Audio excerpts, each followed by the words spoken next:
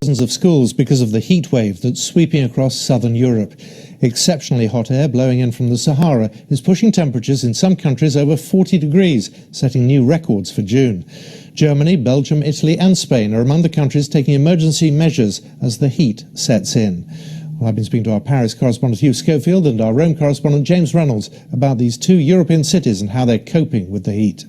Pollution is the big word today in this story in Paris, certainly because people are very aware that with these very high temperatures becomes a much higher risk of air pollution, with particularly particles from diesel exhausts.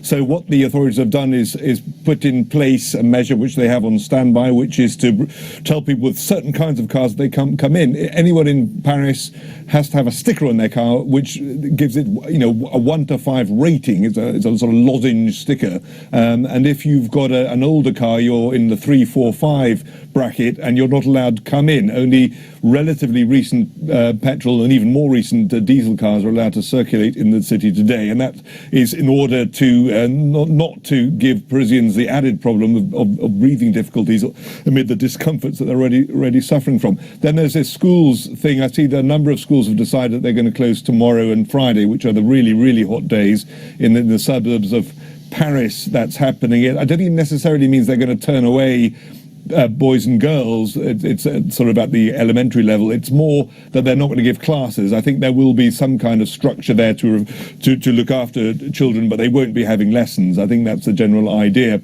In all, there is a big program of awareness that's been launched by the government, the practical effects of which I think are fairly limited. Much more important is simply the communications exercise, telling people, look, it's coming, it's going to hit. Do all those things which you have to do with keeping your windows shut and your shutters shut in the daytime, rehydrating and so on. And the atmosphere in Paris is not spooked. There isn't a feeling of panic. There's a sense that this is not going to last that long. It will end at the weekend. But this feeling also that there is something peculiar about this. It's so early in the year. It's in June. And while we have had many heat waves here before and survived them, and it's not really a problem normally, what's odd about this is its precocity. It's so early in the year. And that is making people, I think, reflect on the significance of this in terms of the larger changes which may be happening to our planet and our climate. Yeah, Hugh, I mean, there have been heat waves before. There was one in particular where many people did actually lose their lives, and many lessons have been learned from that. They have. 2003 was the year, I remember it well. It was a much longer period of excessive heat in the middle of July and August. And as you were saying there, many thousands of people died prematurely, elderly people mainly, for lack of hydration and lack of care. People simply not looking after themselves properly and drying out and dying. It was terrible. It was a very terrible scene. And that is very much in everyone's mind, and it has been ever since. Whenever there is a hot snap, and this isn't the first hot snap, there have been many hot snaps since then, and at every time the government moves into high gear to keep people aware of what they have to do, and it's working. And as I say, the communications campaign is not really, because they think people are going to go to all these cold rooms, these air-conditioned rooms which have been arranged in town halls. People aren't going to them. We've been there, they're empty. But what has happened is that people are aware, they've been informed, they know what to do when this kind of weather kicks in, and I think they are reacting properly, and that will avoid the kind of situation we had last time. Now, of course, they're not comparable in the sense that that heat wave did last an awfully long time. This one is going to be over by the weekend. Hugh, thank you very much. Let's go to Rome. Let's go to James Reynolds. Looking at you there in the sunshine in one of the most beautiful cities in the world, I'm wondering, is this a good news story or a bad news story? It depends entirely who you are. If you're a Roman, if you're a local to the city, you have ways of coping. A lot of Romans work indoors, and they're getting ready to have their summer holidays in July and August. Summer's come a little bit early, but they know that this heat is the sort of thing that they see in the next few months. They will escape the city.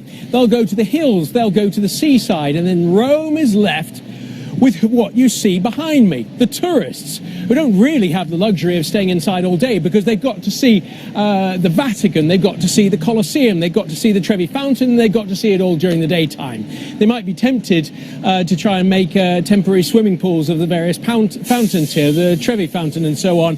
They probably shouldn't do that because they'll get fined. The only good business for the moment seems to be of ice cream makers, whose sales have gone up about 23% in the last few days.